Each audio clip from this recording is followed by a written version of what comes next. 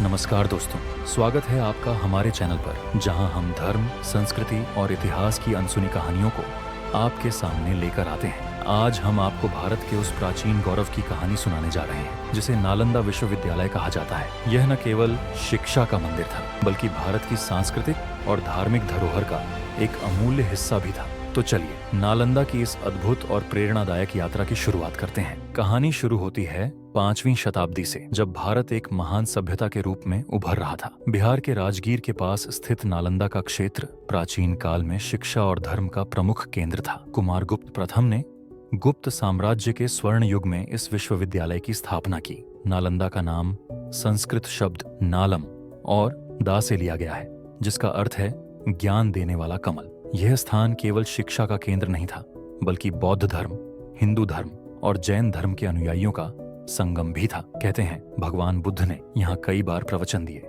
और यह स्थान उनके प्रिय शिष्य सारिपुत्र की जन्मस्थली भी था। अब जरा अपनी आंखें बंद कर सोचिए, एक विशाल विश्वविद्यालय जहाँ 10,000 से अधिक विद्यार्थी और 2,000 विद्वान शिक्षक एक साथ शिक्षा प्राप्त कर रहे हैं। नालंदा में 9 विशाल पुस्तकालय थे, जिन्हें रत्नसागर, रत्नोदय और रत्नरंजक कहा जाता था। इन पुस्तकालयों में लाखों पांडुलिपियां संग्रहित थीं, जो धर्म, विज्ञान, खगोल शास्त्र, आयुर्वेद, गणित और दर्शन जैसे विषयों पर आधारित थीं। विद्यार्थियों के लिए नालंदा केवल एक विश्वविद्यालय नहीं, बल्कि एक तीर्थ स्थल था। यहाँ प्रवेश पाने के लिए कठिन परीक्षाएं होती थीं।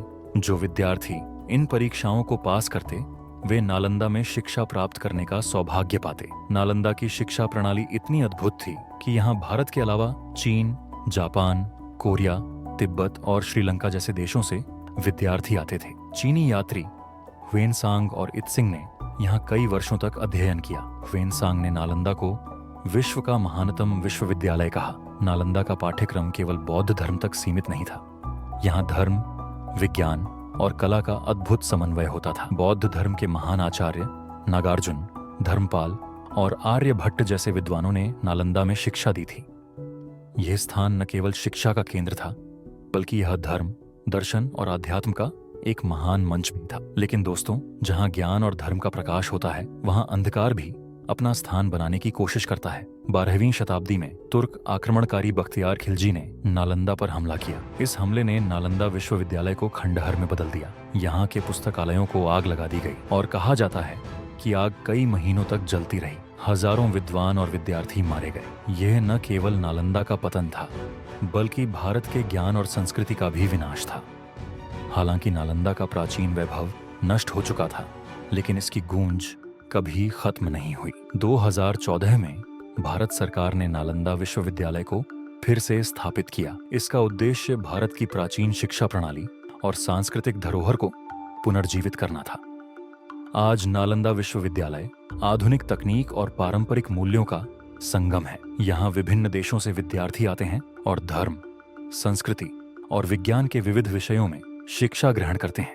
आज 2025 तक नालंदा विश्वविद्यालय न केवल भारत, बल्कि पूरे विश्व के लिए एक प्रेरणा स्रोत है। यह प्राचीन और आधुनिक शिक्षा के बीच का एक पुल है। नालंदा ने हमें सिखाया है कि ज्ञान का प्रकाश कभी बुझाया नहीं जा सकता। सरकार और प्रशासन ने इसे एक अंतर्राष्ट्रीय शिक्षा केंद्र के रूप में विकसित किया है। यहाँ के शोध और अध्ययन न केवल धर्म और संस्कृति पर केंद्रित हैं, बल्कि विज्ञान और आधुनिक प्रौद्योगिकी पर भी ध्यान देते हैं। दोस्तों, नालंदा केवल एक विश्वविद्यालय नहीं, बल्कि यह भारत की आत्मा का प्रतीक है। यह हमें सिखाता है कि धर्म और शिक्षा का सही समन्वय कैसे मानवता के लिए मार्गदर्शक बन सकता है। नालंदा की कहानी हमें यह प्रेरणा देती है कि ज्ञान और धर्म का महत्व कभी कम नहीं होता। ये हमें अपनी सांस्कृतिक और धार्मिक धरोहर को संरक्षित रखने की याद दिलाता है। तो दोस्तों, यह थी नालंदा विश्वविद्यालय की अद्भुत कहानी। ये कहानी हमें अपने इतिहास पर गर्व करना सिखाती है और हमें अपनी जड़ों से जोड़े रखती है। अगर आपको यह कहानी पसंद आई हो,